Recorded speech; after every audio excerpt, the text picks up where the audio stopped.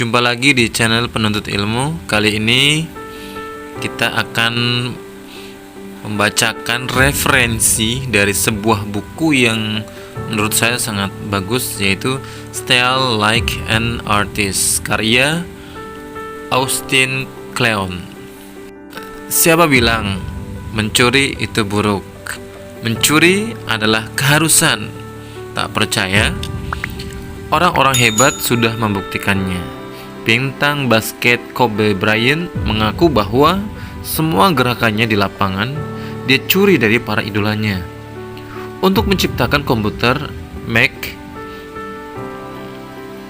Steve Jobs mencuri ide dari Xerox. The Beatles awalnya adalah band yang menyanyikan lagu-lagu penyanyi lain. Tak ada yang orisinal, semua kreasi berasal dari sesuatu yang pernah ada. Dan kreativitas tidak pernah lahir begitu saja, butuh proses, juga perlu diasah. Mencuri ide adalah awal menumbuhkannya. Kreatif adalah melihat dari sudut pandang berbeda. Kreatif adalah mampu menyiasati keterbatasan. Kreatif adalah menemukan solusi terbaik dari permasalahan. Buku ini mengembangkan kreativitasmu, siapapun kamu dan bidang apapun kamu berkarya. Esensi buku. Buku Style Like an Artist karya Austin Kleon ini merupakan buku tentang 10 cara untuk menjadi lebih kreatif. Bagi sebagian besar orang yang ingin terjun di dunia seni, menghasilkan sebuah karya adalah sebuah tantangan dan kebanggaan. Seringkali karya yang dihasilkan bukanlah karya yang murni hasil buatannya, tapi pembaruan dari karya-karya di dunia ini yang pernah ada. Jadi konsep amati, tiru, modifikasi juga diterapkan oleh penulis buku ini. Austin Kleon mengatakan bahwa tidak ada yang orisinal di dunia ini. Itu sebabnya ia menyarankan untuk mencuri ide dari siapapun. Dimanapun, ide bisa datang dari mana saja.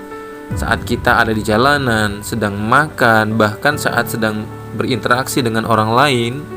Jadi ia merangkum 10 cara agar bisa menghasilkan karya yang bagus. Yang pertama, mencuri seperti seniman. Penyair baru meniru penyair berpengalaman mencuri. Penyair buruk merusak yang mereka ambil. Penyair bagus menjadikannya lebih baik, atau setidaknya berbeda. Penyair hebat memoles perolehannya dengan keunikan jauh berbeda dari sumber inspirasinya. T.S. Eliot. Para seniman mencuri ide lalu mengolahnya menjadi sesuatu yang baru. Inilah yang perlu dilakukan. Mencuri ide dari orang sebanyak-banyaknya, lalu menggabungkannya menjadi sesuatu yang berbeda. Hal ini justru baik karena ketika meniru hanya dari satu orang itu namanya plagiarisme. Namun jika dari banyak orang itu namanya orisinal. Saya pikir ide ini baik jika diolah kembali. Bukan hanya diambil mentahnya saja, tetapi tentu setiap seniman memiliki ide unik yang membedakannya dengan orang lain.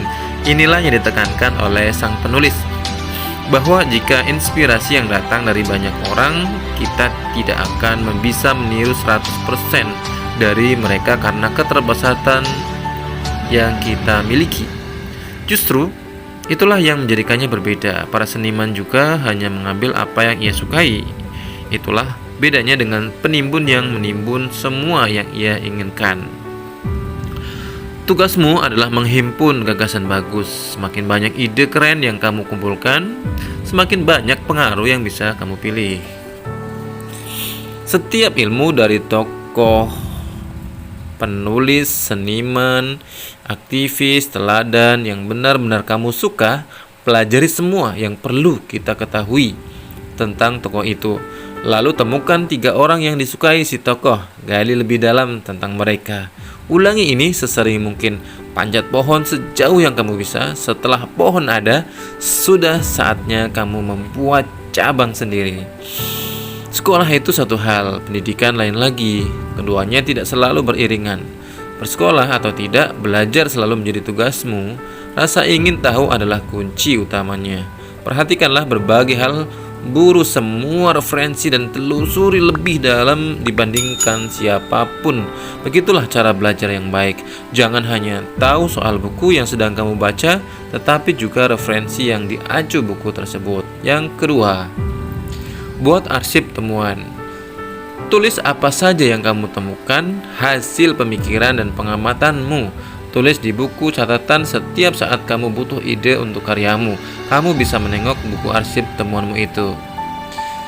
Curi mana saja hal yang menginspirasi atau memantik imajinasimu. Nikmati film lama, film baru, musik, buku, lukisan, foto, puisi, mimpi, percakapan sembarang. Arsitektur, jembatan, penanda jalan, pohon, awan, perairan, cahaya, bayangan. Curi yang langsung menarik perhatianmu saja. Jika kamu melakukan ini, karya dan curianmu akan jadi autentik. Jim Jarmusch. Yang ketiga, untuk memulai tak perlu menunggu sampai kamu temukan jadi dirimu. Ada banyak orang yang terheran saat ingin memulai sebuah karya. Mereka takut untuk memulai, padahal sebuah karya dihasilkan dari hal-hal yang disukai, yang dilakukan setiap hari. Misalnya kamu suka melukis. Kamu melukis setiap hari hingga kamu bisa menghasilkan karya yang indah. Proses menemukan jati diri untuk sebuah karya seringkali sulit. Namun, yang paling penting jangan patah semangat, pura-puralah sampai berhasil. Menirulah dari karya orang lain, amati, tiru, dan modifikasi. Meniru berarti mengutak-atik seperti montir yang membongkar mobil untuk mencari tahu cara kerja mesinnya. Yang keempat, seorang yang ingin berkarya tak perlu menunggu ia memiliki sesuatu yang wah. Pertama, temukan siapa yang akan kamu tiru. Yang kedua, temukan apa yang akan ditiru. Kita mulai dengan menulis ulang daftar panutan. Jangan hanya meniru satu orang, tirulah semuanya. Jangan hanya mencuri gaya, curi pemikiran di baliknya. Jangan hanya melihat seperti panutanmu, samakan juga cara pandangmu. Itulah yang perlu dilakukan agar kamu bisa memahami cara mereka memandang dunia ini. Kalau kamu meniru karya seseorang di permukaan saja tanpa mengerti latar belakangnya, karyamu hanya tiruan murahan. Yang kelima, tulis buku yang menarik bagimu. Sebuah karya yang dihasilkan dari gabungan ide akan membuatnya berbeda. Sebuah karya yang menarik perhatianmu itu yang akan menjadi unik. Kamu ingin sesuatu yang belum pernah ada, maka hasilkanlah sendiri. Tulislah. Yang keenam, gunakan tanganmu. Buat 2 tempat untuk menghasilkan ide, pojok digital dan manual. Yang manual bisa kamu pakai untuk menghasilkan rasa yang lebih jernih yang memanfaatkan indera-inderamu. Tulislah dengan manual, edit dan sebarkan karyamu dengan media digital. Yang ke-7, proyek sampingan dan hobi itu penting. Saya rasa ide ini paling jitu. Seseorang seniman bisa bosan saat menghasilkan karya. Oleh sebab itu, ia butuh proyek sampingan dan hobi sebagai pengalih jika ia dilanda kebosanan tingkat akut. Proyek sampingan bisa memberinya inspirasi untuk dituangkan ke dalam karyanya. Yang ke-8, rahasianya, kerjakan dengan baik dan berbagilah. Kamu tak perlu membagi segalanya. Tunjukkan sedikit saja yang sedang kamu kerjakan.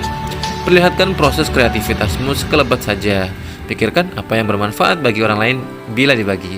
Jangan takut orang mencuri idemu. Kalau memang bagus, kamu harus mencekokannya ke mulut orang lain banyak. Yang ke-9, berdirilah dekat orang berbakat. Ingat, masuk sampah, keluar sampah. Kualitasmu akan sama dengan orang di sekitarmu. Carilah orang yang menghasilkan karya-karya yang mengesankan. Perhatikan apa yang mereka bicarakan, apa yang mereka lakukan, kemana mereka terhubung. Temukan orang-orang yang paling berbakat di ruangan itu. Kalau bukan kamu, berdirilah di dekatnya. Bergaullah dengan dia. Kalau ternyata kamulah yang paling berbakat di sana, kamu harus cari ruangan yang lain. Kalau berkarya bukan demi uang, kamu tidak akan merasa terbelenggu. Pekerjaan hanya bisa selesai dengan deadline Parkinson. Yang ke-10, milikilah kalender. Kalender membantumu merancang kerja, menentukan target yang konkret dan membuatmu maju terus. Pasanglah kalender yang memperlihatkan 1 tahun penuh. Tandai kerjamu setiap hari. Setelah selesai, isi kotak-kotaknya, jangan putuskan rantainya. Detail kecil akan membantumu mengingat rincian yang lebih besar. Sebenarnya ada banyak catatan dari buku ini yang layak dijadikan quote. Karena berdasarkan kisah nyata penulisnya yang selama 1 dekade merangkum bagaimana cara ia menghasilkan sebuah karya yang bagus dan orisinal. Semuanya bisa kamu temukan dalam catatan di buku ini. Nah, teman-teman, bagi teman-teman yang ingin membeli bukunya, silakan teman-teman bisa lihat di deskripsi. Di situ ada link untuk pembelian buku Style Like an Artist. Silakan membeli dan baca dan jadikan itu sebagai motivasi untuk terus bergerak menjadi lebih baik. Salam sukses. Assalamualaikum warahmatullahi wabarakatuh.